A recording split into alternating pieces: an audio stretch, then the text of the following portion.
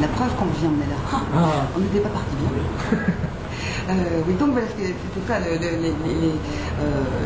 auditeurs, les spectateurs d'un spectacle, s'ils apprécient ce qui se passe sur scène et qu'ils le découvrent, se précipitent très vite pour aller acheter un album en se disant j'ai vu le concert, cet artiste m'appartient un petit peu déjà.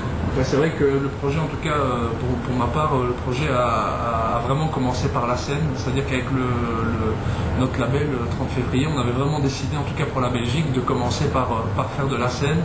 Il y avait un LP 4 titres qu'on avait filé aux radios qui le passait, mais on ne mettait rien en vente dans le commerce, etc. Parce qu'on s'est dit, c'est vraiment, je pense, le premier rapport le plus important, je pense surtout, peut-être encore plus quand on fait de la chanson française, de se dire, voilà, on va d'abord commencer par le côté scénique. Voilà. Alors on a vu ce que vous faisiez sur scène et puis cette belle création de Franco Dragon. On avait parlé de la façon dont les choses s'étaient mises en place et dont l'élaboration avait été finalement, enfin la rencontre avait été relativement simple, les choses s'étaient mises en place.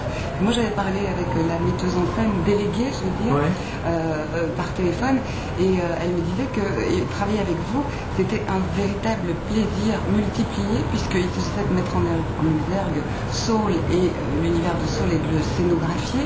Et donc vous qui êtes le personnage principal de cette scénographie, vous qui êtes d'abord en fait de formation comédien. Ouais, c'est vrai que, enfin, d'abord, oui, disons que, c'est-à-dire que, ouais, c'est ça, c'est vrai que My Second Skin existait déjà, ou même d'autres projets musicaux existaient en parallèle avec le théâtre, et disons que Saul a vraiment été cette espèce de croisement entre deux routes, c'est-à-dire un gars qui fait de la musique comme ça à côté pour le plaisir, et puis un cursus de comédien, et donc vraiment le croisement entre les deux routes, ça a vraiment été Saul, c'est-à-dire qu'effectivement, je pense que le fait d'approcher la langue française par le théâtre m'a donné cette envie de m'exprimer peut-être en français à travers un projet musical, et donc c'est comme ça que ça m'est né. Tu as dit d'autres projets, il y a encore, outre My Second Skin et Saul, il y a encore d'autres? En fait, j'ai une comédie musicale que j'ai écrite et que je suis en train de travailler et qu'on sortira en 2058. Non, mais c'est un gars que j'aime beaucoup qui s'appelle Pascal Charpentier, qui travaille beaucoup dans les musiques de théâtre, etc. Qui est,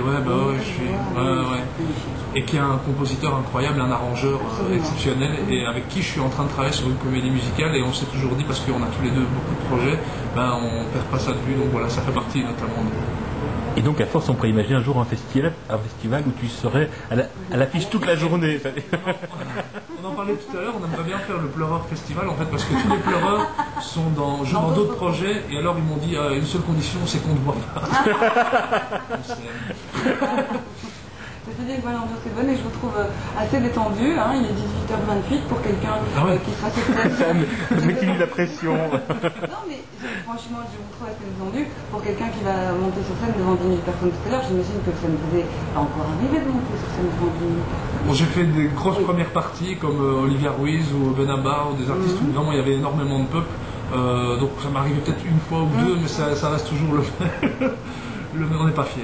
Comment ça se passe juste avant de monter sur scène? C'est surtout une montée d'adrénaline, et là je me raccroche vraiment à mes pleureurs comme une équipe de foot qui s'apprête à monter sur le terrain en attaque, en se disant voilà, on se concerte, on est entre nous et on essaie de garder cette énergie.